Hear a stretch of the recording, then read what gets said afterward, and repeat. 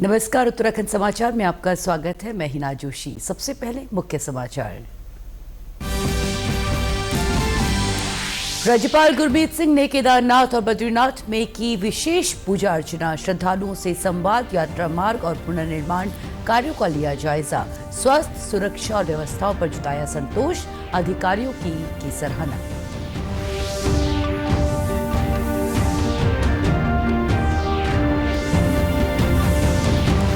बागेश्वर में स्कूली बच्चों के साथ मिलकर निकाली बाल विवाह के खिलाफ जागरूकता रैली। विधिक सेवा प्राधिकरण और चाइल्ड वेलफेयर कमेटी ने मिलकर किया आयोजन।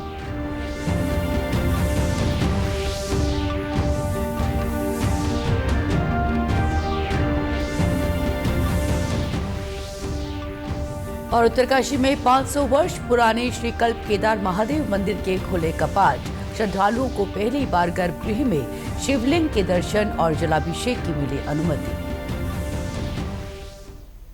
और अब समाचार विस्तार से। राज्यपाल गुरमीत सिंह का चारधाम दौरा भक्ति भाव, अध्यात्म और प्रशासनिक सक्रियता से भरा रहा। राज्यपाल ने पहले केदारनाथ और फिर बद्रीनाथ धाम पहुंचकर विशेष पूजा अर्चना की। उन्होंने श्रद्धालुओं के साथ संवाद किया और पुनर्निर्माण कार्यों की प्रगति का जायजा भी लिया। केदारनाथ धाम में आज सुबह पहुंचकर राज्यपाल गुरमीत सिंह ने बाबा केदार के दर्शन किए और विशेष रुद्राभिषेक के साथ पूजा अर्चना की। उन्होंने संपूर्ण मानवता, विश्व कल्याण और उत्तराखंड के सतत विकास की कामना की। इस दौरान तीर्थ पुरोहितों ने पारंपरिक मंत्रोच्चार के साथ उनका स्वागत किया। इस अवसर पर राज्यपाल ने कहा कि केदार घाटी के कण कण में शिव का वास है और इस दिव्य भूमि पर कदम रखते ही मन ध्यान में लीन हो जाता है। राज्यपाल ने पूजा के बाद मंदिर प्रांगण में मौजूद श्रद्धालुओं से मुलाकात की और बोलो बाबा केदारनाथ की जय के जयकारों से माहौल को भक्तिमय बना दिया। इसके बाद उन्होंने मंदिर परिसर और यात्रा मार्ग पर स्वास्थ्य, सुरक्षा और जन सुविधाओं का स्थलीय निरीक्षण किया। उन्होंने यात्रा व्यवस्था में जुटे पुलिस प्रशासन, एसडीआरएफ और मंदिर समिति की सराहना करते हुए कहा कि चारधाम यात्रा को श्रद्धालु अनुकूल और सुरक्षित बनाने में इनकी अहम भूमिका है। आज अवसर मिला कि पूरी मानवता के लिए, हर भारतीय के लिए, हर उत्तराखंडी के लिए पूजा और अर्चना की। यहाँ पर आने से जो दिव्यता, भव्यता का अनुभव होता है वो अपने आप से अलग है। यहाँ का ज्ञान, यहाँ का चमत्कार सब जगह से अलग है। आज प्रभु शिव जी, केदार बाबा के सचमुच साक्षात दर्शन हुए और सबसे बड़ी खुशी क्या है, हर एक श्रद्धालु, हर एक तीर्थ यात्रा आए हुए भक्तगण, उनके अंदर एक बिल्कुल उत्साह था। बागेश्वर में आज विधिक सेवा प्राधिकरण, child welfare committee, one stop centre आदि ने नगर में स्कूली बच्चों के साथ जागरूकता रैली निकाली। रैली का शुभारंभ सचिव जयेंद्र सिंह ने किया। इस दौरान स्कूली बच्चों को और छात्र छात्राओं को बाल विवाह के खिलाफ शपथ दिलाई गई। जागरूकता रैली में विद्यालय के शिक्षक शिक्षिकाओं और छात्राओं ने बाल विवाह की कुरीतियों को जड़ से समाप्त करने के लिए लोगों को जागरूक करने का प्रयास किया। सचिव जयेंद्र सिंह ने बताया कि बाल विवाह को लेकर लोगों को जागरूक करने का प्रयास किया जा रहा है। आज रैली निकाली गई है, आगे अन्य कार्यक्रम भी आयोजित किए जाएंगे। बाल विवाह मुक्त उत्तराखंड हमारा जो है संकल्प है। माननीय राज्य विधिक सेवा प्राधिकरण के निर्देश पर ये जो है जिला विधिक सेवा प्राधिकरण के द्वारा आयोजित किया जा रहा है। और यद्यपि हमारे जो है महिला एवं बाल विकास विभाग जो राष्ट्रीय वो है हमारा सरकार का, उनका भी अपना जो है चाइल्ड फ्री जो है इंडिया बनाने का है। तो इसी कड़ी में हम अपने जो है जिला विधिक सेवा प्राधिकरण के माध्यम से भी, चूंकि हम सामाजिक सरोकार के विभिन्न मुद्दों पर जो है लोगों को जागरूक करते हैं, तो इस समय हम जो है एक 3 दिवसीय अभियान चला रहे हैं बाल विवाह मुक्त उत्तराखंड का, जो कि आज से लेकर 7 तारीख तक चलेगा पूरे जिले भर में। और इसमें हम तरह तरह के कार्यक्रम आयोजित करेंगे। जैसे कि आप देख रहे हैं विभिन्न स्कूलों के और विभिन्न विभागों के लोग हमारे बीच में जो है एकत्रित हुए हैं और इस जागरूकता रैली में हमारे साथ सहयोग कर रहे हैं। उत्तरकाशी जनपद के धराली स्थित प्राचीन श्री कल्प केदार महादेव मंदिर के कपाट विधिवत रूप से श्रद्धालुओं के लिए खोल दिए गए हैं। मंदिर परिसर में विशेष पूजा अर्चना और वैदिक मंत्रोच्चारण के साथ धार्मिक अनुष्ठान किए जा रहे हैं। निवर्तमान ब्लॉक प्रमुख विनीता रावत ने बताया कि भगवान कल्प केदार मंदिर के कपाट विधि विधान के साथ देश विदेश के श्रद्धालुओं के लिए खोल दिए गए हैं।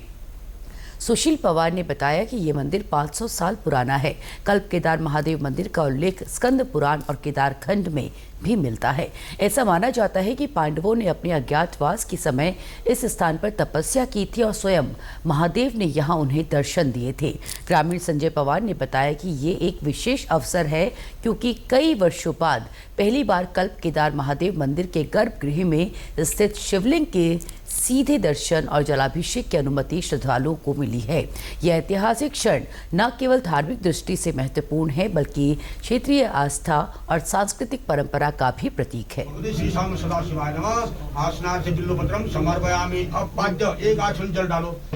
जब माँ गंगा का अक्षय तृतीया को गंगोत्री मंदिर खुलता है, उसके पश्चात जब प्रथम सोमवार को यहाँ कल्प केदार का मंदिर खुलता है। प्राचीन मंदिर है, पौराणिक मंदिर है, जो कि यहाँ पे कभी हजारों साल पहले यहाँ पे 240 मंदिर का समूह था और अभी मात्र हमारे पास जो एक मंदिर आप देख रहे हैं कल्प केदार, ये भी एक केदार बाबा का ही स्वरूप है।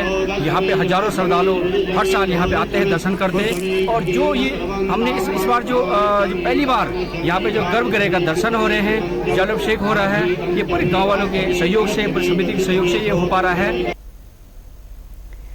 देहरादून में आज एक सराहनीय पहल देखने को मिली जब जिलाधिकारी सविन बंसल ने निर्धन और अनाथ बच्चियों की शिक्षा के लिए चेक वितरित किए।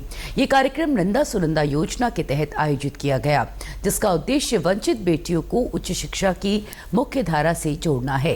देहरादून के जिलाधिकारी सविन बंसल की पहल पर शुरू की गई नंदा सुनंदा योजना अब कई अनाथ और वंचित बेटियों के भविष्य को संवार रही है।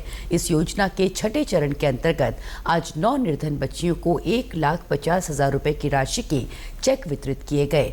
इस दौरान उन्होंने कहा कि हमारा प्रयास है कि हर बेटी को शिक्षा का अवसर मिले, चाहे उसकी सामाजिक या आर्थिक स्थिति कुछ भी हो। हम संस्थान में सीधे फीस जमा करवा रहे हैं ताकि बेटियों की पढ़ाई निर्बाध चलती रहे। नंदा सुनंदा योजना के जरिए अब तक 50 से अधिक बच्चियों को स्नातक, स्नातकोत्तर और कौशल विकास की शिक्षा दी जा चुकी है। जिलाधिकारी ने बताया कि राज्य सरकार के सहयोग से ये योजना और विस्तार पा रही है। केवल सीएम की प्रेरणा से प्रोजेक्ट नंदा सुनंदा जो हमारा जिले में शुरू किया गया है, जो निर्धन बालिकाएं हैं जिनकी फैमिली ट्रेजेडीज़ हुई हैं, आर्थिक तंगी है फैमिली में, जो चाहे वो बच्ची स्कूलिंग कर रही है, ग्रेजुएशन में है या मास्टर्स कर रही है और उसको अपनी पढ़ाई छोड़नी पड़ रही है क्योंकि वो धन के अभाव में कंटिन्यू नहीं कर पा रही। ऐसी बालिकाओं को, बच्चियों को सपोर्ट करने के लिए हमने प्रोजेक्ट नंदा सुनंदा यहाँ पर शुरू किया है और हमारे जो फंड्स हैं वो चाहे हमारे CSR में हैं, राइफल क्लब में हैं या हमारी प्रचलित गवर्नमेंट ऑफ इंडिया की स्कीम्स में हैं, जिनको ट्वीक करके ड्यू अप्रूवल के बाद चैनलाइज किया जा रहा है प्रोजेक्ट नंदा सुनंदा में। ये स्कीम का आज हमारा 6th फेज़ है और अब तक हमारे 6 फेजेस में लगभग 50 बच्चियों की एजुकेशन हम रिज्यूम करवा चुके हैं। जनपद उत्तरकाशी स्थित गंगोत्री धाम में घाट पर स्नान करने वाले यात्रियों के कपड़े चुराने वाले गिरोह के 6 लोगों को गिरफ्तार किया गया है। उत्तर प्रदेश गोंडा के इस गिरोह से पुलिस ने 1 लाख से अधिक की नकदी बरामद की है। पुलिस अधीक्षक सरिता डोभाल ने बताया कि चारधाम यात्रा में 4 मई को गंगोत्री स्नान घाट पर खरगोन मध्य प्रदेश के एक श्रद्धालु वासुदेव द्वारा थाना हर्षिल पर गंगोत्री धाम में स्नान के दौरान उनके कपड़े चोरी हो गए थे, जिसमें 1,10,500 रुपए की नकदी थी, जिसके बाद थाना हर्षिल और चौकी गंगोत्री की अलग अलग पुलिस टीम गठित की गई। एसपी डोभाल ने बताया कि सीसीटीवी फुटेज की जांच कर उत्तर प्रदेश गोंडा के 6 लोगों को हर्षिल बैरियर से गिरफ्तार किया गया। इनके पास से चोरी की गई 1,10,500 रुपए की धनराशि बरामद हुई। पूछताछ के दौरान अंतर्राज्यीय गिरोह के सदस्यों ने बताया कि हम सभी लोग आपस में रिश्तेदार हैं। हम लोग चारधाम यात्रा में आते हैं और जिन धामों में श्रद्धालुओं द्वारा घाटों में स्नान करने के लिए अपने कपड़े उतारकर रखे जाते हैं, वो पहले हम श्रद्धालुओं के सामान की रेकी करते हैं और चोरी कर लेते हैं।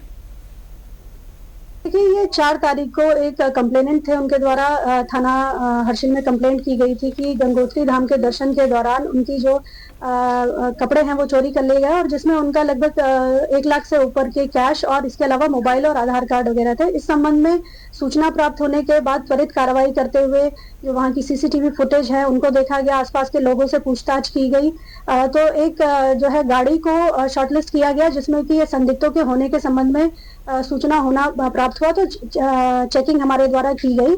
चेकिंग के दौरान ही हर्षिल गेट पर जो है गाड़ी को रोक लिया गया, जिसमें से कि ये 6 लोग जो है अभियुक्त, उनकी गिरफ्तारी की गई। इनके पास से जो घटना में इन्होंने चोरी की थी जो कैश है वो बरामद कर लिया गया है। इसी के साथ अभी तक के समाचार समाप्त हुए। दूरदर्शन समाचारों से जुड़े रहे, मिलते हैं फिर शाम 6:30 बजे के बुलेटिन में। तब तक के लिए हमें दीजिए इजाजत। नमस्कार।